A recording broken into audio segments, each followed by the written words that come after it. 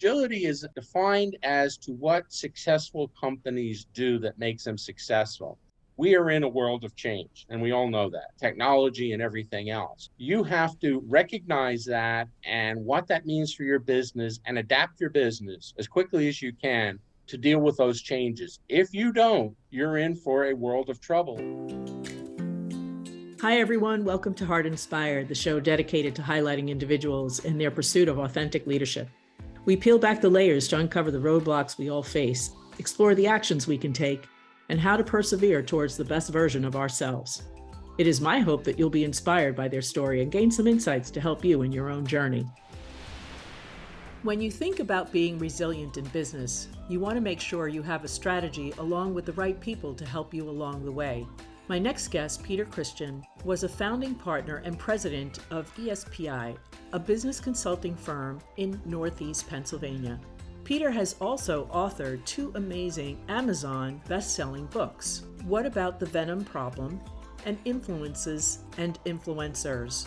He has helped companies to realize millions of dollars in cost reductions and profit improvements, adding and retaining thousands of jobs. So important during these times. Please welcome my guest, Peter Christian. Welcome, Peter. It's so nice to have you on the show and good to see you today. Great. Thank you very much for having me. I appreciate it. Yeah. So, Peter, you've had a long-standing career being a strategist and best practices and, bottom line, helping companies make money, remain profitable, and forecast for better opportunities for themselves. So tell us a little bit about your career and how is this a passion for you actually too?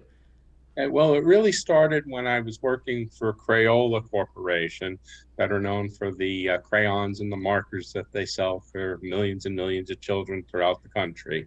At one point, I was in charge of the project engineering group, which was the group that kind of developed the capital plan each year for the company, what we were going to spend in terms of equipment and tooling, and maybe even the physical facility with plant improvements or expanding a building or so forth. And we typically did that on a year-to-year basis. We developed an annual budget, got it approved, and then spent to that.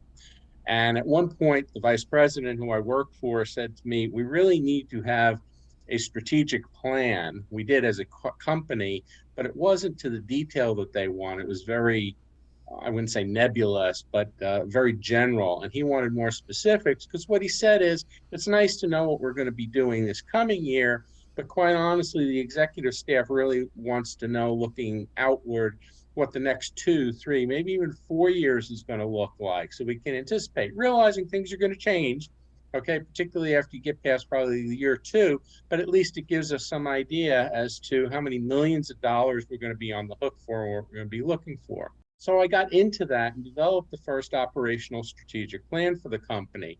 And from that time on, I always looked out to what does the future look like? Don't just look at today and tomorrow or maybe next week, but the future. And what does that mean for the organization in terms of a lot of things, not just equipment, tooling, but people and facilities and so forth. And I took that with me when I left Crayola to go into the consulting world to work with companies. And typically when they had projects, I would say to them, how does this fit into your strategic plan? And I would get kind of that deer in the headlights look like, what strategic plan? What does that mean? What does that mean? And so we would talk about that and develop to a degree, because it takes a lot of work to develop a strategic plan. It's not just something you dream up and you write some numbers down on a piece of paper. But it got them thinking about that and really what, again, on the short term they were doing that was going to impact them on the long term. And then it got them to start to develop longer term thinking and longer term plans. So it was a big help to them. And in some cases, we actually developed full term strategic plans, which they then took over and put somebody in charge who then was responsible to do that on a regular basis. Because usually a plan is good for about 2 years, and by then things have changed and you've got to update. So you could be a little bit short on where you thought you were going to be. You could be much further along. some happenstances occurred that you didn't anticipate, the market changed, whatever the case may be. So you've got to update that stuff. And of course, prices change, as we can well appreciate with what's happened in the last year with costs of a Yeah. variety. So it was kind of the start of that and where I wound up. Now I try to preach that to folks as I continue to do some consulting, but also to speak and to write about things like that. In fact, at some point, I'm going to develop an online course about strategic planning. Because one, people don't realize it, as I said, with companies with the deer in the headlights, and also they don't quite know how to go about it. When I first started, I didn't either, so I kind of learned along the way. There's a lot of entrepreneurs, including myself, who were impacted by the pandemic and started a side hustle and then started their own business. And so, if they were employees for many years, they know strategic planning possibly in the career that they were in. But can you give us like a step one, step two, maybe three steps of how to start for a small business owner a strategic plan? What should Well, they be focusing on? it should be pretty much the same as for a large company. A lot of people say, oh, well, we're not big enough to have it. Yes, you are. If you're a company and you've got annual revenues and expenses and so forth, you should have a plan in place and you should be guiding where you're going, particularly if you're really starting to take off. It's not so small anymore. But number one is to look at where you're at today. Okay, what kind of sales you have, what kind of products you're selling, what markets you're selling into, and establish a foundation. What's your base point that you're starting at? And then from there, start to look out to the next year, 2 years, 3 years on an annual basis as to what that means with the foundation you've established, but also what's going to change. What are you going to add in the next year or two that you don't have right now? Because that's important. You may need new equipment and tooling and so forth in order to accommodate that, or you may wind up utilizing some outside sources, subcontractors, in order to provide that. So you first got to start with what is it that we're selling, who are we selling to, how much are we selling, what are we going to add, what are we going to take away, because not all products make it, some die on the vine, so you want to get rid of those. So that's step number one. Once you've got that established as to what it is from a sales and revenue standpoint, then you get into, okay, now what does it take in order for us to make that happen? All right. What kind of tooling are we going to need? What kind of equipment? Is it different than what we have today? Is it the same, but we just need more of it? We get into cost savings a lot of times with strategic planning. They're trying to maintain our costs so that they don't get out of line and we're uncompetitive with our competitors and marketplace. Safety and environmental is a big thing.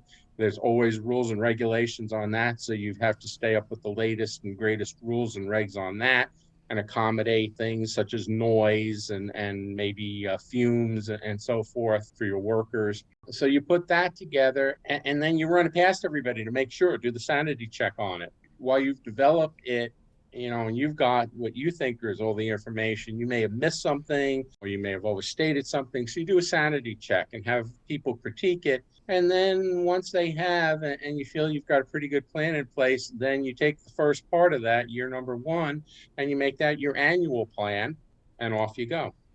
Enterprises, for the most part, or what you've seen, you were with a very large company, Crayola. Would you say that most companies have an in-house source that are doing this today, whether it be the financial team, or is it accounting, or is it operations that are focusing on the strategic plan? And a follow-up question to that would be, where does it sit? Is it public to C-suite executives? And if you're a small business owner, could you start with just a simple software, or is it something more advanced than that? It should start with the head of the organization, whether it's the owner or the president, if it's a publicly held company or there's many people involved, a number of partners or whatever the case may be. But that person should be driving it. They may start by coming up with the overall number. Let's say that it's a $5 million company and they want to grow 20% a year. So the next year it's going to be 6 million. And the year after that, it's going to be, 7.2 million and so forth. So they kind of come up with that.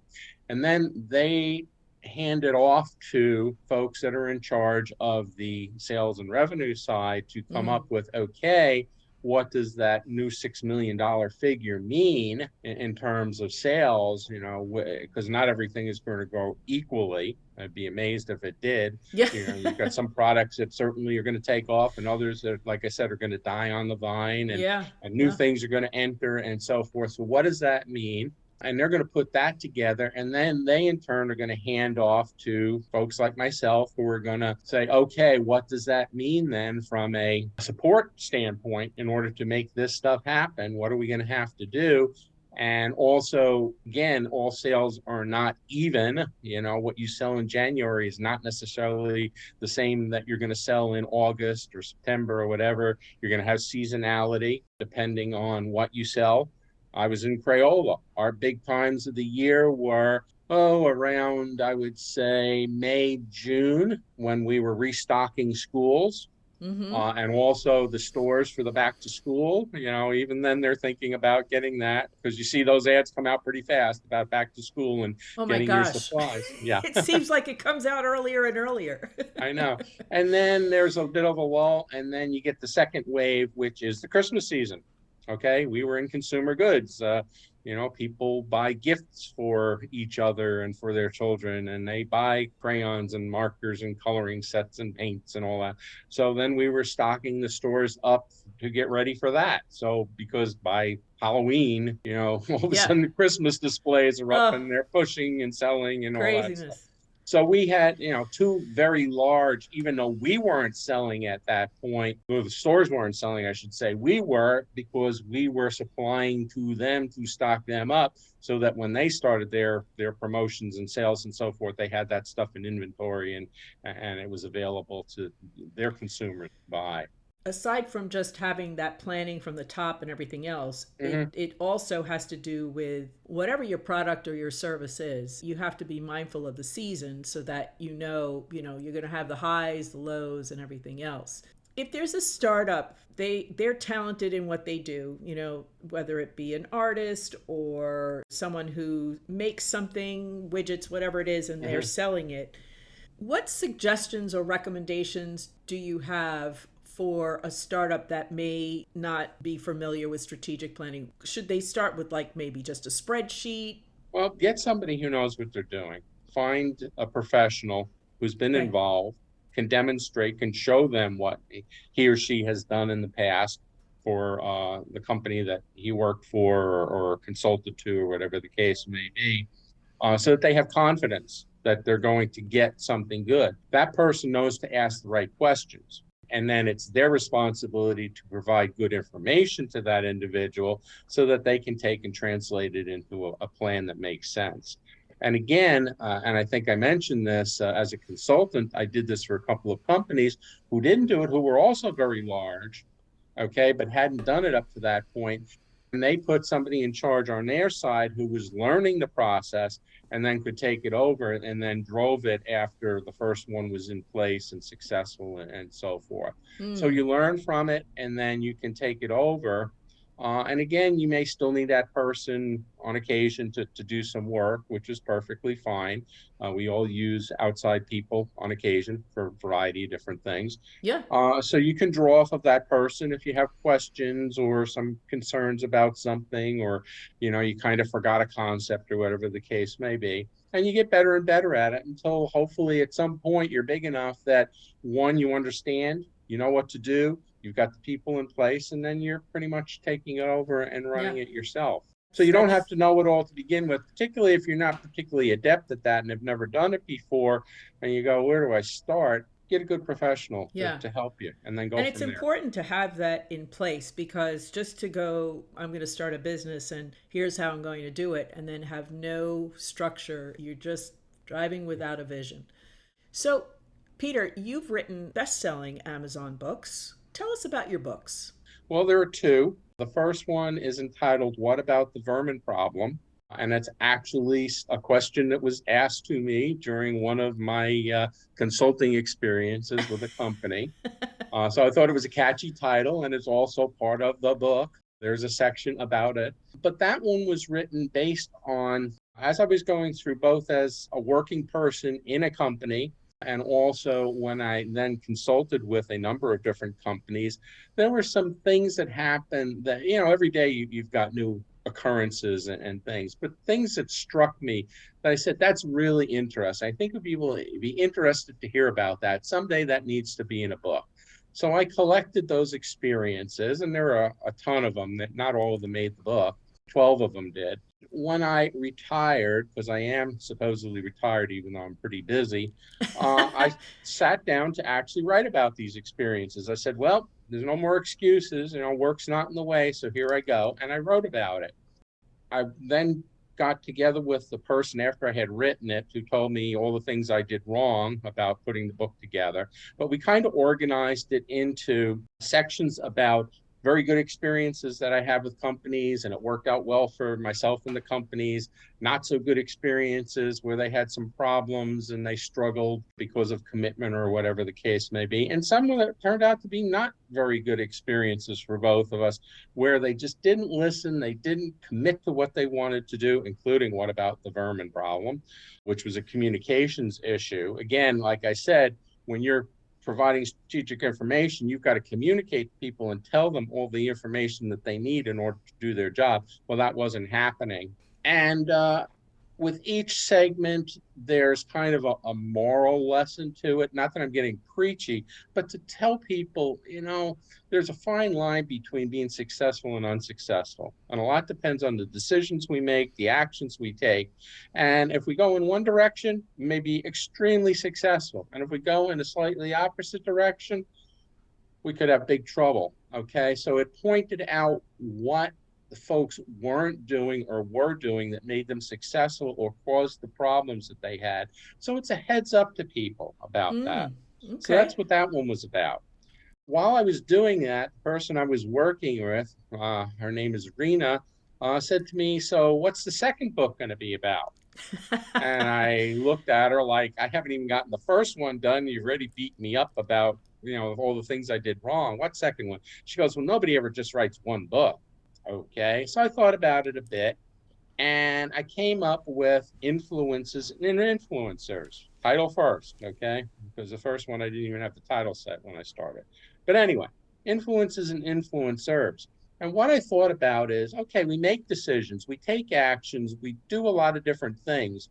Why is that? What is it in our lives, business, personal, whatever the case may be, that causes us to think and act and do the way we do? Yeah. Who are the people? What are the circumstances? What are the experiences we have, both on a positive and a negative? Okay, Yeah. because sometimes we go, "Well, I would never do that." So you learn from negative as well as you learn from positive experiences. So I sat down and I put together a compilation about things that impacted me and people that impacted me, and gave credit where credit was due to a number of people who helped me. At the time, maybe I didn't think so, because when people are trying to give you a helping hand, sometimes you think that they're being a pain to you. Actually, if they're on your side, they're giving you good advice, and you need to pay attention. And more importantly, when you take it and it's successful, you need to thank them for it. So I Oh, want to make sure. gratitude. Yes, Huge, I huge. want. So this was my way of thanking a lot of people, even though I think I pretty well did in the past, but to make sure that I did, and also to point out to people that they should be doing the same. That the outcome of that, okay, kind of leads to the first one, because again, how we think, how we act, how we make decisions leads into the decisions we make. Which is what the first book was about, decisions that were made and the outcomes from it. So they kind of play off of each other, even though the second one maybe should have been first and the first one should have. It all worked out It all okay, worked and they out in the kind of end. tie together. Yes. Yeah. And the thing is, even though they were written about business experiences primarily, there's day to day real life stuff in there besides that Yeah. goes beyond just business. All right. Yeah. And people relate to that. Yep. They say, Absolutely. yeah. And again, I'm not being preachy. I'm just telling it the way it is. Granted, I'm telling it from my viewpoint, and I'm sure, somebody read it and was involved in it might have a slightly different take on it. But that was the best of my recollection, and I take ownership for everything. The good stuff that happened, some of the bad stuff that happened. It's not all bed and roses, and I'm not the champion of everything and the knower of all knowledge and just listen to everything I'm saying. But take it for what it's worth. Like I tell everybody, it's a menu. You pick Yeah. what you think works for you and what's relevant and what you like and don't like, and then use it. Absolutely. Well, that's great. I want to ask you, as we wind down here, a couple of Okay. questions for you. Out of all your years of experience working with strategic planning with companies or individuals, what's the most memorable or successful story you can share? Through the planning that I did, which again worked in conjunction with what the company was planning from a sales and revenue side, Crayola grew about 700% while I was there over 17 years. That's a pretty That's a phenomenal growth. And it that's wasn't like we phenomenal. grew from $1 to $7. I mean, Yeah. we grew from millions of dollars to hundreds and hundreds of millions of dollars profitably. And that's an important thing also is not just that you grow as a company, but you grow profitably and in the same relationship to what you had before. You know, if you're making a 10 or 20 or 30% profit margin, that as you continue to grow, you're maintaining that, maybe even exceeding that. And Crayola had a tremendous record for profit margin. They were an extremely, extremely profitable company, and we were able to maintain that as we went along. By doing that, it was not only through growth and increased sales, but also watching our costs. And there was one time where for 3 years we did not take a price increase. So maybe that was the most memorable is how many companies can say that for 3 years in a row they grew, they made more money, and they never took a price increase. I would say that was a pretty big accomplishment and pretty That's a memorable. very big accomplishment. Last Mhm. question I would love to ask you is, if there's one message you could tell an emerging leader about resilience, what would that be? You're going to have lots of bumps along the road, and you just have to deal with them. Don't take each one as being catastrophic. Granted, nobody likes to deal with that. I always tell people nobody goes into work every day saying, well, what problems are you going to run into today? I can't wait to face those. You would hope that it's a smooth day, and I certainly wanted that. I hated to have problems and dealing with problems, all right? But you have to deal with them. Don't put them to the side. They have that term kick the can down the road. Don't kick the can down the road. Resolve it, get done with it, move on, make sure that it's truly taken care of so it doesn't rear its ugly head again, Mm-hmm. and then move on. Yeah. Yeah. Okay. And take ownership for it's so easy to blame everybody else for some problems that are going on or misfortunes. You own it all. As a business owner, you own it all. So again, it goes back to decisions that are made, actions that are taken or not taken, your philosophy, how you treat people, all sorts of stuff. And you got to find out what the cause is, correct it, and move on. And we didn't really get into it. We talked a little bit about agility, but agility is basically defined as to what successful companies do that makes them successful.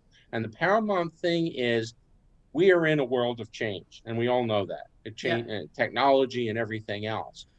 You have to recognize that and what that means for your business and adapt your business as quickly as you can to deal with those changes. If you don't, you're in for a world of trouble. And look at how many companies have gone out of business who were leaders in their industry at one time, and they don't exist anymore because they did not adapt to the change that is occurring.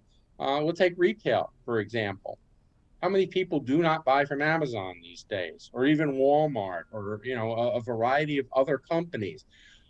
Big box stores are going by the wayside. They're still there, but they're getting less and less and less. I was at Best Buy a couple months ago to buy something, and the guy said, pretty soon this will just be a place where you come in and you place your order. We won't have any product here at all. It's all going to be order, and we will deliver to you. Do you Okay. remember those stores? I mean, I'm dating myself, but it was like a consumer store. You go in, you fill out the catalog and you buy, and then they bring the box out to you and then you go.